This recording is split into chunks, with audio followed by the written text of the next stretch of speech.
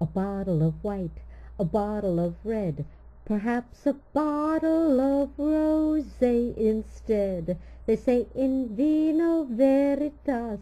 To that I say, let's raise a glass.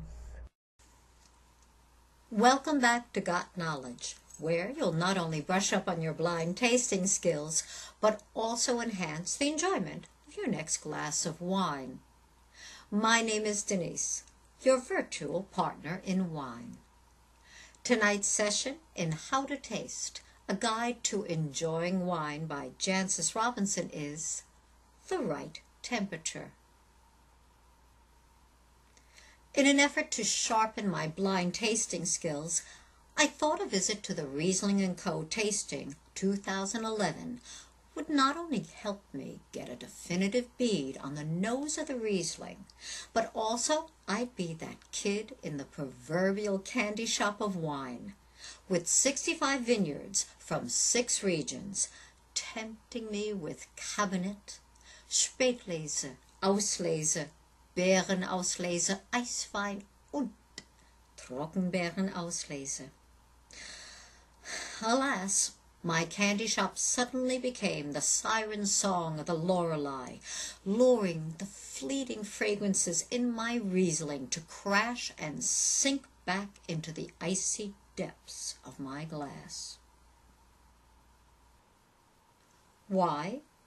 Because almost without exception, the wines were served so cold that any bouquet that might have wafted my way was blocked by an icy wall of frigid air. But before we can start talking about the proper serving temperatures of wine, perhaps we should first understand why we chill or not chill wine in the first place.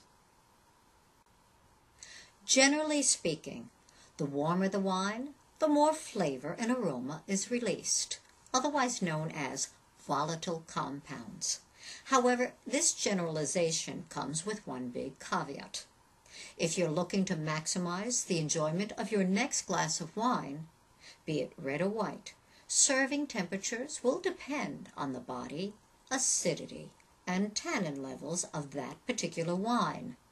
But I'm getting ahead of myself here.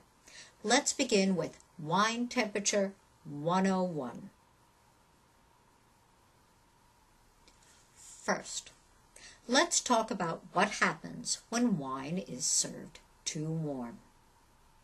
When wine reaches temperatures of 72 degrees or higher, it will start the irreversible process of breaking down into separate components of alcohol, fruit, tannin, and acid. In other words, the wine is metaphorically curdling.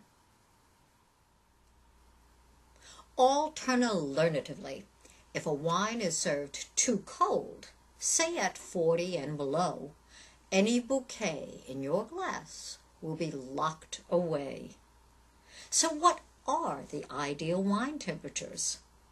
According to Robinson, if you want to get maximum flavor from any wine, be it red, white, or rosé, the serving temperature you're aiming for is between 60 and 65. Now those are the general guidelines. But what about the temperature guidelines based on body, acidity, and tannin in a particular wine? On the one hand, the lighter the body and the higher the acidity, the more latitude you have for chilling without compromising enjoyment. This includes not only your more acidic whites like Pinot Gris, Sauvignon Blanc, dry Rieslings, and Chenin Blanc. It also includes your light-bodied reds, such as Beaujolais, Pinot Noir, your red Loire wines, as well as reds from northern Italy. On the other hand, high tannic reds, as well as full-bodied wines, both red and white, will reveal their maximum potential in flavor and aroma at more moderate temperatures. But if you're still unsure, just remember this rhyme when deciding to let a wine stand at room temperature or let it chill just a little bit longer. If the temperature is high, tannins will sigh. If the temperature is lean, tannins will be mean. If the temperature is raw, acidity will thaw. If the temperature soars, acidity will roar. Well, that concludes tonight's session. Tune in next week for Practical Matters, the Decanter, Vital or Superfluous. Thank you for joining me, and remember, got knowledge? Pass it on.